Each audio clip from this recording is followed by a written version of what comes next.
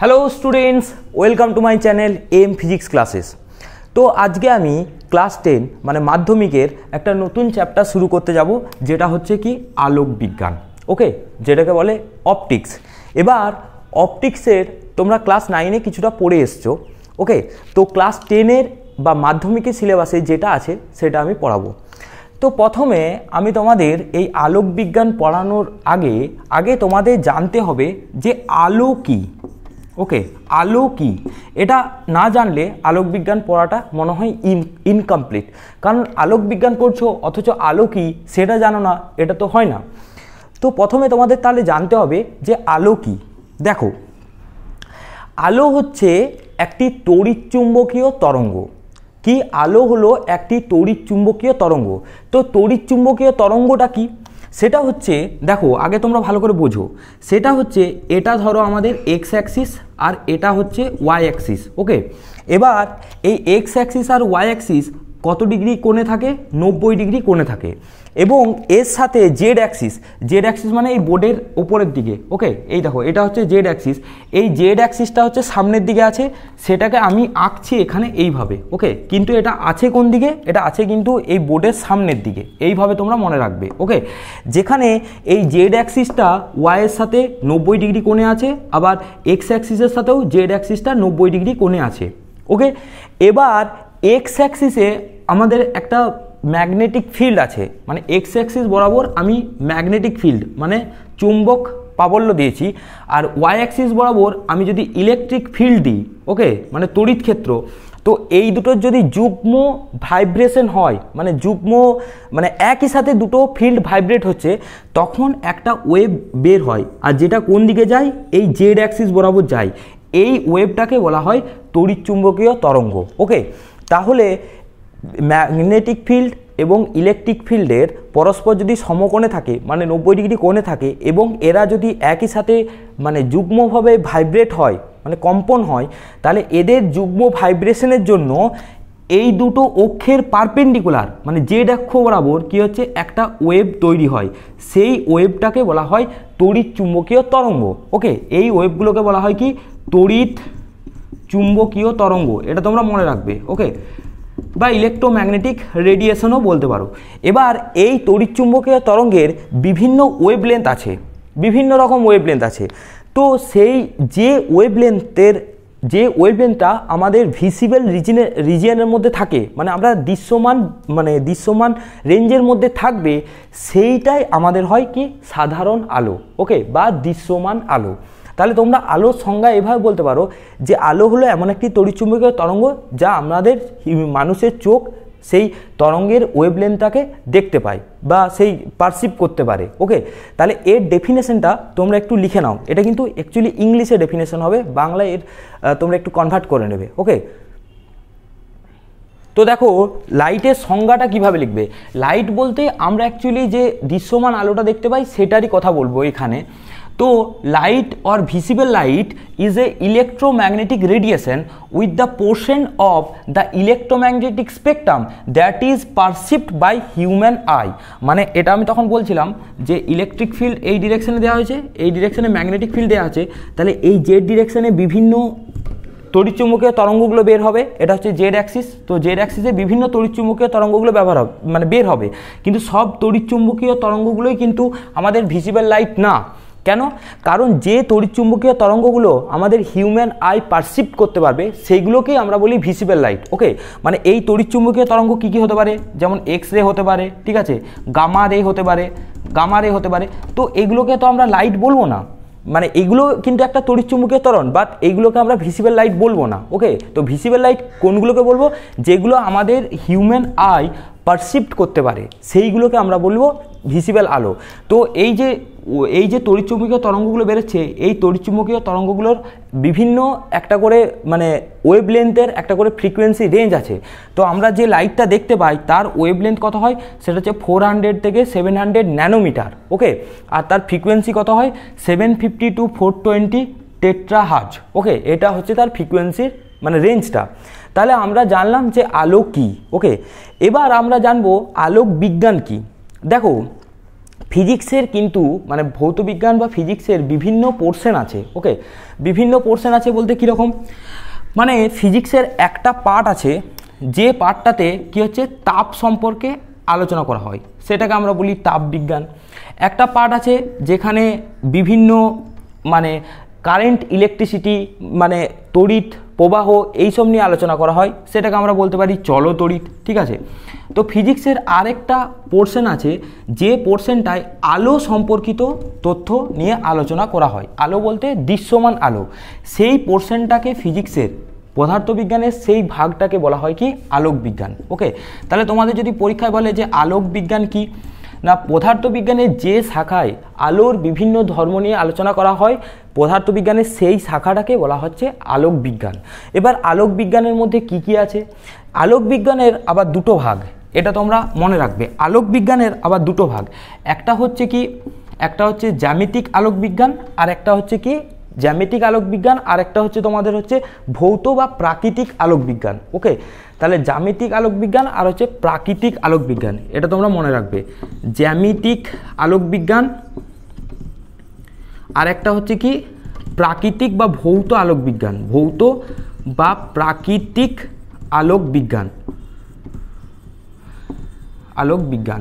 এবার এখানে দেখো এই আলোক বিজ্ঞানে তোমাদের এরকম ভাগ করা নেই, ঠিক আছে, তোমাদের এখানে আলোক বিজ্ঞানটা এইভাবে ভাগ করা নেই, তোমাদের জাস্ট এই আলোক বিজ্ঞানটাই দেওয়া আছে। পরে যখন হায়ার ক্লাসে যাবে তখন এই জ্যামিতিক আলোক বিজ্ঞান আর ভৌত বা প্রাকৃতিক আলোক বিজ্ঞানটা ভাগ হয়ে থাকবে। ওকে, তাহলে এটাই মোটামুটি আমাদের পড়তে হবে, এই মেন হচ্ছে আলোক বিজ্ঞানটা আমাদের পড়তে হবে। এবার তোমাদের মেন যেটা আছে ক্লাস 10-এ সেটা হচ্ছে কি, সেটা হচ্ছে গোলীয় দর্পণ। আচ্ছা, গোলীয় দর্পণ জানার আগে আমাদের একটা জিনিস জানতে হবে যে সমতল দর্পণ কি। ওকে, তাহলে গোলীয় দর্পণ জানার আগে আমাদের জানতে হবে সমতল দর্পণ কি। আচ্ছা, প্রথমে আগে একটা জিনিস তোমরা বলো, দর্পণ কি, আগে বলো তো দর্পণ কি। দর্পণ হচ্ছে এমন একটা যন্ত্র বা এমন একটা বস্তু যেটা যে কোনো বস্তুর প্রতিবিম্ব তৈরি করতে পারে, সেটাকে বলা হচ্ছে আমাদের দর্পণ। এবার তোমাদের দর্পণ হচ্ছে দুই রকমের, একটা হচ্ছে কি সমতল দর্পণ আর একটা হচ্ছে গোলীয় দর্পণ। তো ব্যাপারটা তোমাদের একটু ক্লিয়ার করতে হবে যে সমতল দর্পণ আর গোলীয় দর্পণ ব্যাপারটা কি, এটা সিলেবাসে আছে। দেখো এখানে আমি একটা সমতল দর্পণ নিয়েছি। সমতল দর্পণ মানে এই যে সামনের দিকটা দেখতে পাচ্ছ এটা হচ্ছে আয়না, এই যে সামনের দিকটা দেখতে পাচ্ছ এইটাই কি হচ্ছে, আমি দেখো এখানে পেনটা রেখেছি, সেই পেনটার দেখো প্রতিবিম্ব তৈরি হচ্ছে ভেতরে ভেতরে এর ভেতরে। ওকে, তাহলে দেখো এই দর্পণটা প্রতিবিম্ব তৈরি করছে, মানে এই বস্তুটা প্রতিবিম্ব তৈরি করছে, তাই এই বস্তুটা বা এই যন্ত্রটাকে আমরা বলছি দর্পণ। এবার এর দেখো এই যে ব্যাক সাইডটা আছে, এই ব্যাক সাইডটায় কিন্তু প্রতিবিম্ব গঠন করতে পারছে না, কারণ এই দিকটা কিন্তু প্রতিফলক তল না, এটা মনে রাখবে, এই দিকটা কিন্তু প্রতিফলক তল না, এই দিকটা হচ্ছে প্রতিফলক তল। এবার এটাকে সমতল দর্পণ কেন বলা হচ্ছে, কারণ এর যে তলটা প্রতিফলক তল হিসেবে কাজ করছে, এই দিকটা প্রতিফলক তল হিসেবে কাজ করছে না, কাজ করছে এই দিকটা, তো এই দিকটা প্রতিফলক তল হিসেবে কাজ করছে, এই দিকটা দেখো সমতল মানে প্লেন, এটা পুরো প্লেন, তাই এটাকে বলা হচ্ছে সমতল দর্পণ। ওকে, তাহলে সমতল দর্পণ মানে কি, মানে যে প্রতিফলক তলটা যদি সমতল হয়, ওকে, প্রতিফলক তল যদি সমতল হয় তখন সেই দর্পণকে আমরা বলি সমতল দর্পণ। ওকে, তাহলে প্রতিফলক তল যদি সমতল হয় তখন সেটাকে আমরা বলি সমতল দর্পণ। তাহলে এটা হলো আমাদের সমতল দর্পণ। ওকে, তাহলে সমতল দর্পণ সবাই দেখে নাও একবার। ওকে, তাহলে এটা মনে রাখবে যে দর্পণের একটা জিনিস তোমরা মনে রাখবে, দর্পণের এক দিকটা প্রতিফলক তল হিসেবে কাজ করলে অন্য দিকটা কিন্তু প্রতিফলক তল হিসেবে কাজ করে না, কারণ দুটো প্রতিফলক তল হিসেবে কাজ করতে পারে না দর্পণের। তো সমতল দর্পণের এই দিকটা প্রতিফলক তল হিসেবে কাজ করছে, এই আয়নাটার এই দিকটা কিন্তু প্রতিফলক তল নয়।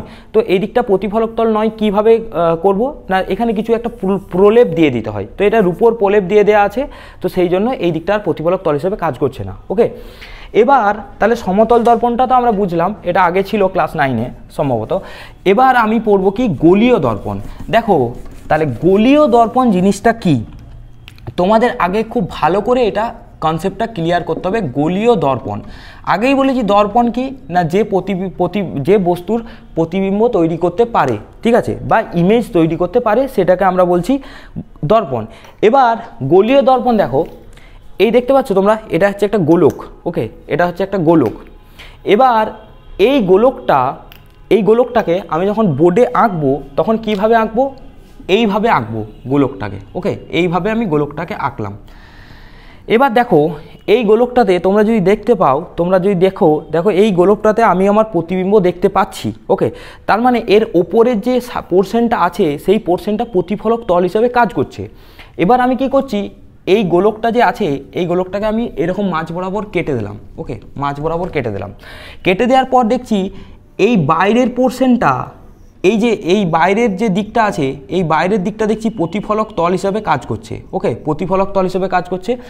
আবার হতে পারে যে আমি এমন একটা গোলক নিয়েছি যার এই ভেতরের দিকটা কি হচ্ছে, প্রতিফলক তল হিসাবে কাজ করছে। ওকে, তো এখানে এই বাইরের দিকটা প্রতিফলক তল হিসেবে কাজ করছে কেন, কারণ এই ভেতরের যে সাইডটা আছে এটা তো কাটা যাচ্ছে না, কাটলে বুঝতে পারতে। এর যে ভেতরের সাইডটা আছে এই সাইডটাতে রূপোর প্রলেপ দেওয়া আছে। কি দেওয়া আছে, রূপোর প্রলেপ। তার জন্য কি হচ্ছে, এই বাইরের দিকটা, এই বাইরের তলটা প্রতিফলক তল হিসাবে কাজ করছে। ওকে, প্রতিফলক তল হিসাবে কাজ করছে। আর এখানে কি হচ্ছে, এখানে এই বাইরের দিকটা কি করা আছে, রূপোর প্রলেপ দেওয়া আছে, তার জন্য এই ভেতরের দিকটা প্রতিফলক তল হিসাবে কাজ করছে। তাহলে দেখো এখন এই যে আমাদের দর্পণটা পেলাম, বা এই যে আমরা দর্পণটা পেলাম, এই দর্পণটা দুটোই কিন্তু প্রতিফলক তল হিসেবে কাজ করছে, মানে প্রতিবিম্ব গঠন করছে। প্রতিফলক তল হিসাবে মানে প্রতিবিম্ব গঠন করছে। ওকে, তাহলে প্রতিবিম্ব গঠন করছে। তাহলে দেখো এই দর্পণটা কোনো একটা গোলকের অংশ, মানে আমি কি করলাম, আমি এই গোলকটাকে কেটেছি, কেটে পরে আমি কি করছি, এখানে একটা দর্পণ বানিয়েছি, এটা একটা দর্পণ বানিয়েছি, আর এটা একটা দর্পণ বানিয়েছি। তো এই যে দর্পণটা পেলাম এটা তো এই গোলকটার অংশ, বা এখানে এই যে দর্পণটা পেয়েছি এই দর্পণটা কিন্তু অ্যাকচুয়ালি এই গোলকটার অংশ। ঠিক আছে, তার জন্য এই দর্পণটাকে আমরা বলছি গোলীয় দর্পণ। সিমিলার এই দর্পণটাকেও আমরা বলছি গোলীয় দর্পণ। মানে কোনো একটা গোলককে ধরে নাও, এই গোলকটাকে আমি কেটে দিয়েছি, কাটার পর যদি আমি দর্পণ পাই তখন এখান থেকে যে দর্পণটা তৈরি হবে সেটাকে আমি বলবো গোলীয় দর্পণ। কারণ কি, কারণ এই গোলকটা থেকে আমি দর্পণটা পেয়েছি। ওকে, তাহলে গোলীয় দর্পণ কি, এবার তোমরা সংজ্ঞাটা লিখবে। ওকে, আচ্ছা এবার দেখো গোলীয় তল কি। প্রথম হচ্ছে কোনো তল যদি কোনো গোলকের অংশ হয় সেই তলকে গোলীয় তল বলে। মানে কীরকম, আমি ধরো এখানে একটা গোলক নিলাম। ওকে, এবার গোলকটাকে আমি কেটে দিয়েছি, মাঝ বরাবর কেটে দিয়েছি। ওকে, এই যে আমি কেটে দিলাম এরকম করে, এটা কেটে দিয়েছি। তো এবার দেখো এই যে তলটা পাওয়া যাচ্ছে, এই যে একটা তল পাওয়া যাচ্ছে এটা 1 নাম্বার দিলাম, আর এই যে একটা তল পাওয়া যাচ্ছে 2 নাম্বার দিলাম। এই দুটোকে বলা হচ্ছে কি, গোলীয় তল। ওকে, এবার গোলীয় তলের ভালো একটা প্রপার্টিজ আছে। দেখো গোলীয় তলের দুটো তল, এই দিকটা একটা তল আছে আর এই দিকটা একটা তল আছে। এটা দেখো একটু উঁচু পাড়া দেখতে, মানে এই বাইরের দিকটা দেখো একটু উঁচু মতো দেখতে, এই জন্য এটাকে বলা হয় কি, উত্তল তল। ওকে, আর এই নিচের দিকটা যেহেতু ভেতরের দিকে মানে গুহার মতো দেখতে, তার জন্য এটাকে কি বলা হয়, অবতল তল। ওকে, অবতল তল। তো এবার দেখো এখানে তাহলে গোলীয় তলের একটা তল পাচ্ছি উত্তল তল, মানে এইভাবে যদি আঁকা হয় তাহলে এই দিকটা দেখো বাইরের দিকটা উঁচু, এটাকে বলা হয় উত্তল তল, আর ভেতরের দিকটা নিচু, তার জন্য ভেতরের দিকটাকে বলা হয় অবতল তল। ওকে, এবার এই উত্তল তল বা অবতল তলের মধ্যে যে কোনো একটা তল প্রতিফলক তল হিসাবে কাজ করে। প্রতিফলক তল বলতে সে প্রতিবিম্ব গঠন করতে পারে। ওকে, তার মানে উত্তল তলটাও প্রতিফলক তল হিসেবে কাজ করতে পারে, বা অবতল তলটাও প্রতিফলক তল হিসেবে কাজ করতে পারে। ওকে, তো উত্তল তল প্রতিফলক তল হিসেবে কাজ করতে পারে, বা অবতল তল প্রতিফলক রূপে যদি কাজ করে তখন এই দুটো তলকে বলা হচ্ছে কি, প্রতিফলক তল। মানে এই যে গোলীয় তল পেলাম, ঠিক আছে, এবার গোলীয় তলের কি হচ্ছে, এই বাইরের দিকটা প্রতিফলক তল হিসেবে কাজ করতে পারে, বা এই ভেতরের দিকটাও প্রতিফলক তল হিসেবে কাজ করবে। দুটো একসাথে কিন্তু কাজ করবে না, আইদার বাইরের তলটা প্রতিফলক তল হিসেবে কাজ করবে, নাহলে ভেতরের দিকটা। তো তখন এই দুটো তল যদি প্রতিফলক হিসেবে কাজ করে তখন এইগুলোকে বলা হয় প্রতিফলক তল। ওকে, এটাকে বলা হয় প্রতিফলক তল।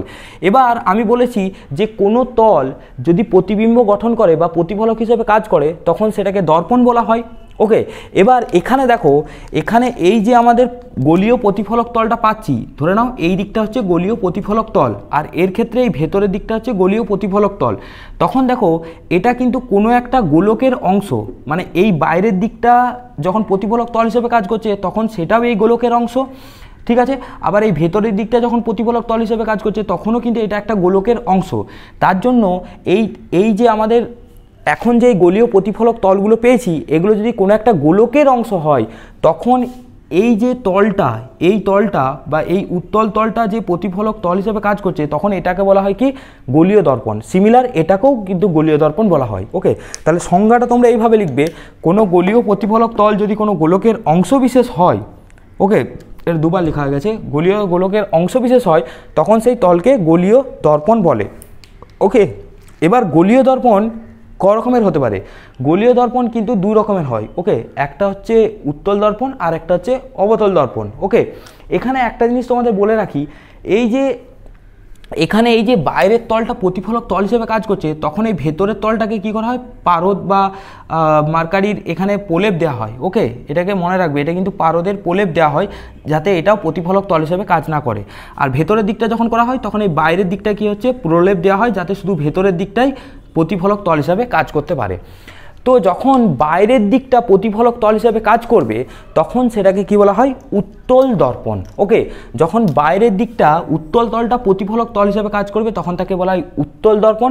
যখন ভেতরের দিকটা কাজ করবে তখন সেটাকে বলা হবে অবতল দর্পণ। মানে এই ছবিতে এই দিকটা যদি প্রতিফলক তল হিসাবে কাজ করে তখন সেটাকে বলে উত্তল দর্পণ, আর এই ভেতরের পোর্শনটা যদি প্রতিফলক তল হিসাবে কাজ করে তখন সেটাকে বলা হয় অবতল দর্পণ। তাহলে গোলীয় দর্পণ মেনলি হচ্ছে দুই প্রকারের। ওকে, একটা হচ্ছে উত্তল দর্পণ আর একটা কি অবতল দর্পণ। ওকে, অবতল দর্পণ আমি সব সংজ্ঞাগুলো লিখে দেবো এবং তোমরা কিন্তু খাতা বার করে অবশ্যই লিখবে। ওকে, তাহলে এখান থেকে আমরা পড়লাম কি গোলীয় তল কি, গোলীয় প্রতিফলক তল কি, গোলীয় দর্পণ কি। ওকে, এবার গোলীয় দর্পণ হচ্ছে দুই ভাগে ভাগ করা যায়, একটা হচ্ছে উত্তল দর্পণ আর একটা হচ্ছে অবতল দর্পণ। ওকে, অবতল দর্পণকে আরেকটা নাম আছে, এটা দেখো এটা গুহার মতো দেখতে না, ঠিক গুহার ভিতরের পোর্শনটার মতো, এই জন্য অবতল দর্পণকে বলা হয় কনকেভ, কনকেভ। ওকে, কনকেভ মিরার। ওকে, MIRROR। আর উত্তলটা দেখো উঁচু দিকে দেখতে, মানে একটু উঁচু, সেই জন্য এটাকে বলা হয় কনভেক্স মিরার। ইংলিশটা মনে রাখবে, কনকেভ মিরার আর হচ্ছে কনভেক্স মিরার। ওকে, এবার আমাকে ডিটেলসে পড়তে হবে যে উত্তল দর্পণ কি আর অবতল দর্পণ কি। দেখো সংজ্ঞাটা খুবই ইজি, বলছে উত্তল দর্পণ কি। ওকে, তো উত্তল দর্পণ বলছে যে গোলীয় দর্পণের বাইরের উত্তল পৃষ্ঠ প্রতিফলক তল হিসাবে কাজ করে। দেখো এখানে আমি ছবিটা এঁকেছি, এই ছবিটা দেখো, এই যে গোলীয় দর্পণটা আছে, এই গোলীয় দর্পণটার এই যে বাইরের পোর্শনটা মানে এই দিকটা দেখো উত্তল। এবার এই উত্তল দিকটা প্রতিফলক তল হিসেবে যখন কাজ করবে, মানে ভেতরের দিকটা কিন্তু প্রতিফলক তল হিসেবে কাজ করবে না, যে দিকটা প্রতিফলক তল হিসেবে কাজ করবে না সেদিকটা এরকম একটু জাস্ট ডটেড লাইন টেনে দেবে। ওকে, তাহলে এটা বোঝা যাবে যে ভেতরের পোর্শনটা প্রতিফলক তল হিসেবে কাজ করছে না। তো এখানে দেখো এই গোলীয় দর্পণটার এই যে বাইরের পোর্শনটা আছে বা বাইরের দিকটা আছে, সেই বাইরের দিকটা এখানে প্রতিফলক তল হিসেবে কাজ করছে, তার জন্য এই দর্পণটাকে আমরা বলা হয় উত্তল দর্পণ। ওকে, তাহলে বাইরের উত্তল অংশটা কিন্তু প্রতিফলক তল হিসেবে কাজ করছে, মানে আলটিমেট হচ্ছে এই যে এই পোর্শনটা হচ্ছে প্রতিফলক তল হিসেবে কাজ করছে। ওকে, এই বাইরের দিকটা, এই সাইডটা প্রতিফলক তল হিসেবে কাজ করছে, তখন এটাকে আমরা বলছি উত্তল দর্পণ। ওকে, বা উত্তল দর্পণকে আমরা ইংলিশে কি বললাম, কনভেক্স মিরর, কনভেক্স মিরর। ওকে, এবার নেক্সট তোমরা হেডিং দাও অবতল দর্পণ। তাহলে এবার দেখো সংজ্ঞাটা দেখো, বলছে যে গোলীয় দর্পণের ভিতরের অবতল পৃষ্ঠ প্রতিফলক তল হিসাবে কাজ করে। মানে ধরো আমি এখানে একটা গোলীয় তল নিলাম। ওকে, গোলীয় তলটা নিয়েছি M1 M2। এবার এই গোলীয় তলটার এই দিকটা হচ্ছে ভিতরের পৃষ্ঠ, ভিতরের অবতল পৃষ্ঠ, এটা হচ্ছে ভিতরের অবতল পৃষ্ঠ। ওকে, এই ভিতরের অবতল পৃষ্ঠটা যদি প্রতিফলক তল হিসাবে কাজ করে, মানে এই ভেতর দিকটা কী হবে, যদি প্রতিফলক তল হিসাবে কাজ করে, প্রতিফলক তল মানে প্রতিবিম্ব গঠন করবে, এবং এই যে বাইরের দিকটা আছে সেই বাইরের দিকটা কিন্তু প্রতিফলক তল হিসাবে কাজ করবে না, সেটা দেখাবে কীভাবে, এইভাবে ডটেড লাইন করে দেবে। ওকে, ডটেড লাইন করে দিলেই তোমরা বুঝতে পারবে, তখন এই দর্পণটাকে আমরা কি বলা হয়, অবতল দর্পণ। ওকে, অবতল, তাহলে এটা কার ছবি, এটা হচ্ছে অবতল দর্পণের। ওকে, তাহলে এখান থেকে তোমরা বুঝতে পারছো উত্তল দর্পণ কোনটা আর অবতল দর্পণ কোনটা। ওকে, উত্তল দর্পণ হচ্ছে যে উপরের সাইডটা কি হবে, মানে এই যে সাইডটা আছে এই সাইডটা হচ্ছে প্রতিফলক তল হিসাবে কাজ করবে। ওকে, আর অবতল দর্পণের ক্ষেত্রে এই ভেতরের সাইডটা হচ্ছে প্রতিফলক তল হিসাবে কাজ করবে। এবার আমাদের উত্তল দর্পণ কি অবতল দর্পণ কি সেটা আমরা জানলাম, এবার আমাকে জানতে হবে যে উত্তল দর্পণ এবং অবতল দর্পণের কিছু কিছু মানে পয়েন্টস আছে বা কিছু কিছু জিনিস আছে যেগুলো তোমাদের কিন্তু জানতে হবে। এবার সেই জিনিসগুলো নিয়ে আমি ডিসকাস করব। ওকে, আচ্ছা দেখো, আমি এখানে দুটো দর্পণ রেখেছি, একটা হচ্ছে ওপরেরটা অবতল দর্পণ আর ভিতরের এই নিচেরটা হচ্ছে উত্তল দর্পণ। তোমরা যখন পরীক্ষার হলে আঁকবে তখন যে কম্পাস পাওয়া যায় না, ওই কম্পাসের সাহায্যে গোলটা করবে, আরও ভালো হবে।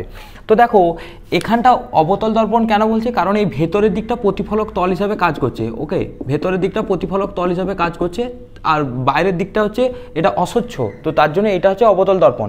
এবার এই অবতল দর্পণটা একটা গোলকের অংশ, তার জন্য আমি এটা পুরোটা এঁকে দিয়েছি।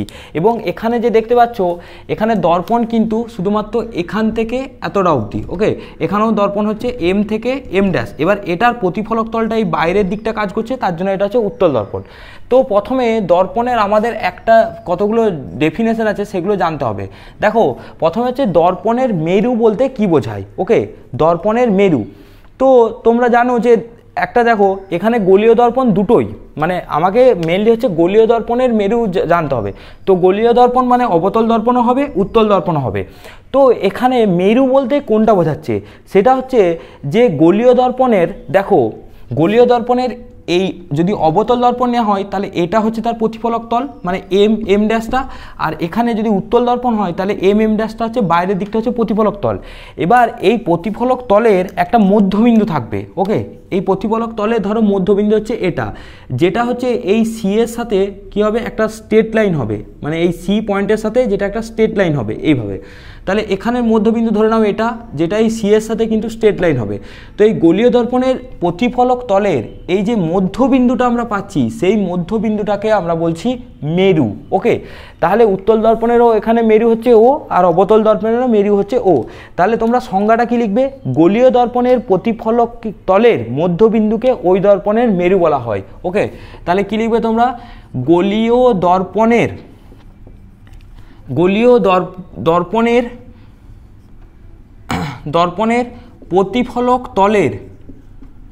প্রতিফলক তলের মধ্যবিন্দুকে বলা হয় দর্পণের মেরু। ওকে, তাহলে গলীয় দর্পণ বলতে এখানে উত্তল অবতল দুটোই বোঝাবে। তাহলে গলীয় দর্পণের প্রতিফলক তলের মধ্যবিন্দুকে, দেখো এই গলীয় দর্পণটার প্রতিফলক তলের মধ্যবিন্দু হচ্ছে এটা, এই গলীয় দর্পণটার প্রতিফলক তলের মধ্যবিন্দু হচ্ছে এটা।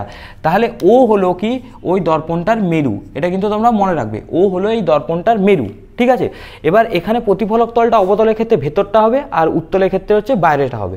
ওকে, তাহলে এটা হচ্ছে আমাদের প্রথম জিনিস, যে গলীয় দর্পণের প্রতিফলক তলের মধ্যবিন্দুকে বলা হয় মেরু। এরপর নেক্সট যেটা আসবে সেটা হচ্ছে বক্রতা কেন্দ্র। এটা একটু দেখো তোমরা। এবার দেখো বক্রতা কেন্দ্র কি। দেখো এখানে আমাদের যে অবতল দর্পণটা আছে বা এখানে যে উত্তল দর্পণটা আছে, সেই উত্তল দর্পণ বা অবতল দর্পণটা দেখো একটা গোলকের কিন্তু অংশ।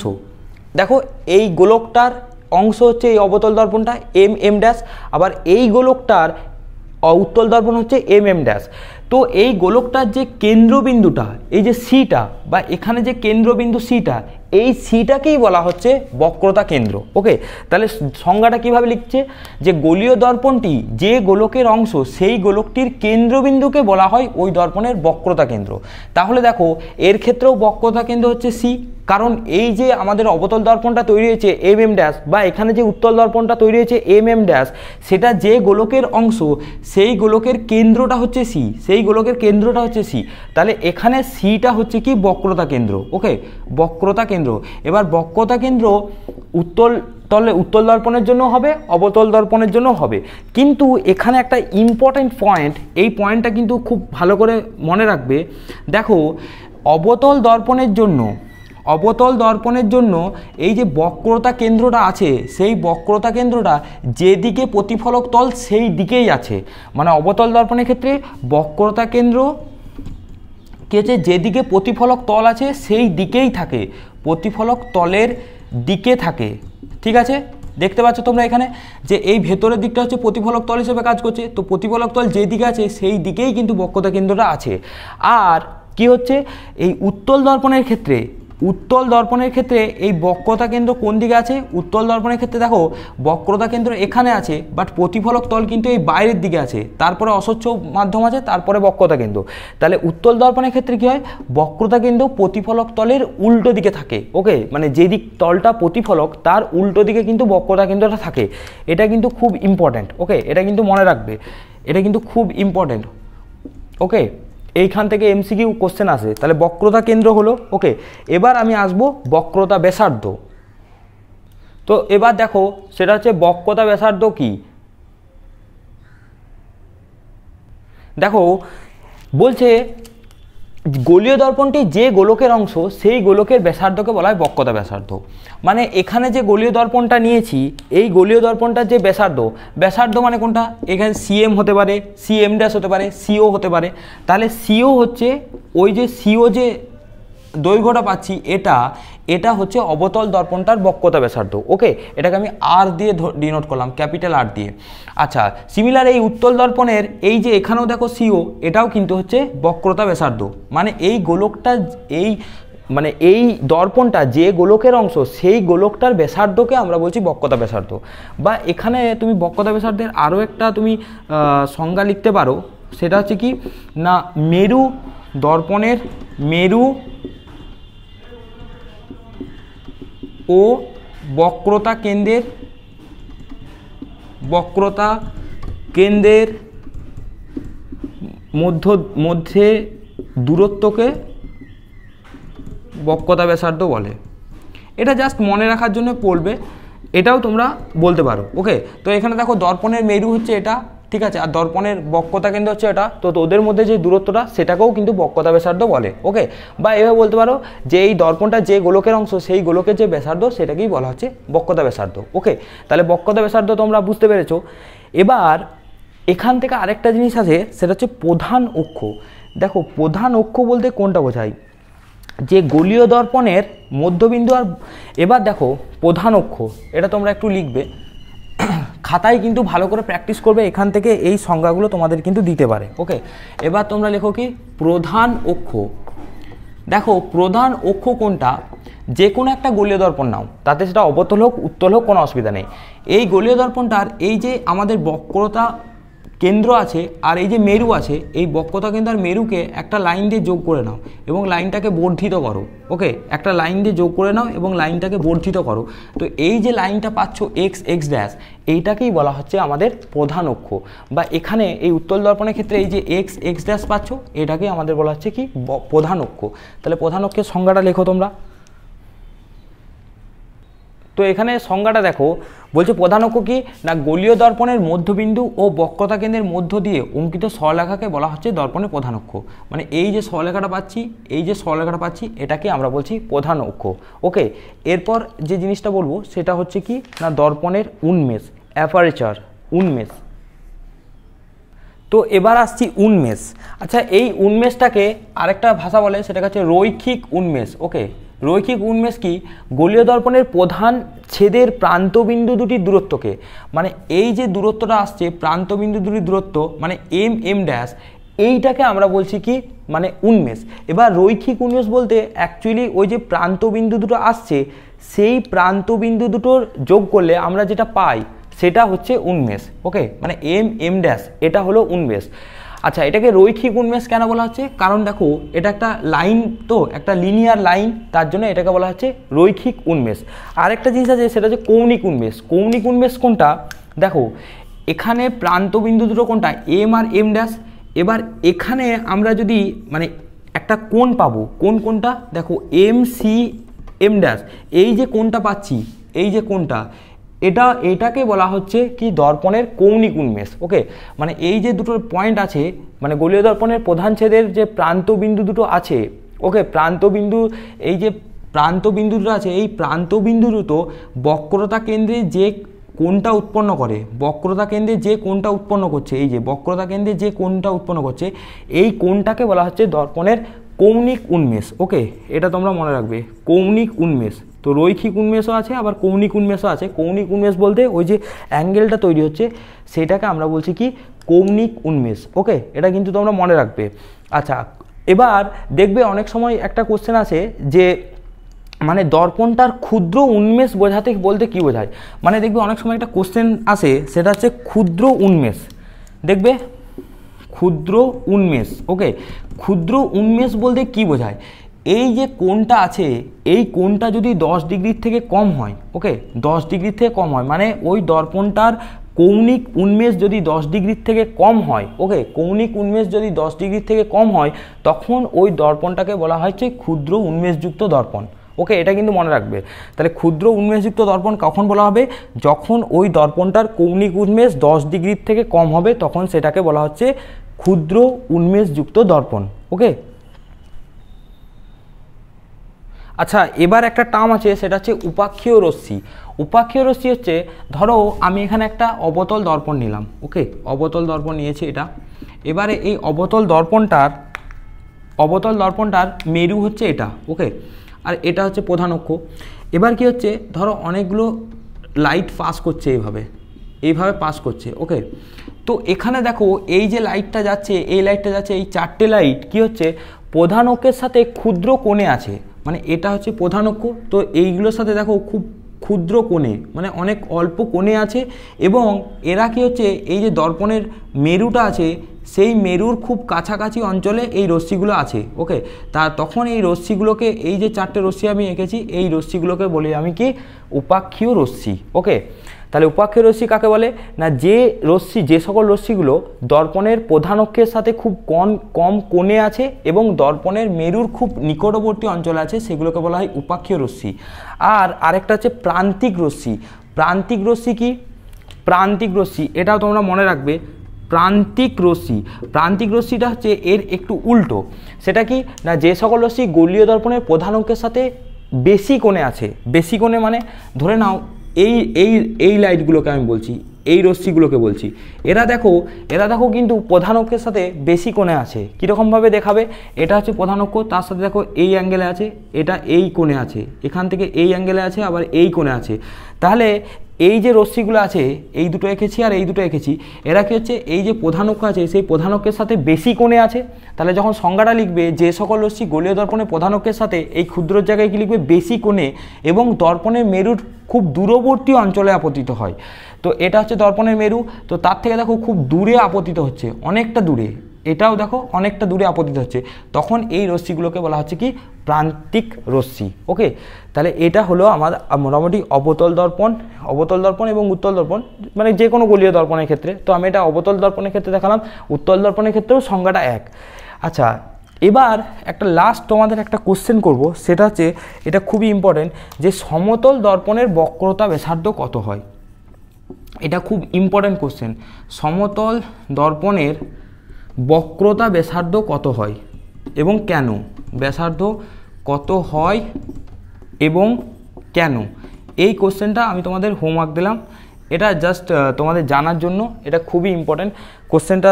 যারা পারবে তারা আমাকে কমেন্ট সেকশনে জানাবে, যদি না পারো আমাকে বলবে, আমি বলে দেবো। ওকে, তো মোটামুটি আজকে এই দর্পণ সম্পর্কে আমি বললাম ডিটেলসে। ওকে, তো নেক্সট ক্লাসে আমি কি করব, এই দর্পণ থেকে মানে দর্পণের বক্রতা ব্যাসার্ধ এবং যে সম্পর্কগুলো আছে, ফোকাস দৈর্ঘ্য, ঠিক আছে, কিভাবে রশ্মির প্রতিবিম্ব গঠিত হয় অবতল দর্পণ উত্তল দর্পণে, সেই সব নিয়ে ডিসকাস করব।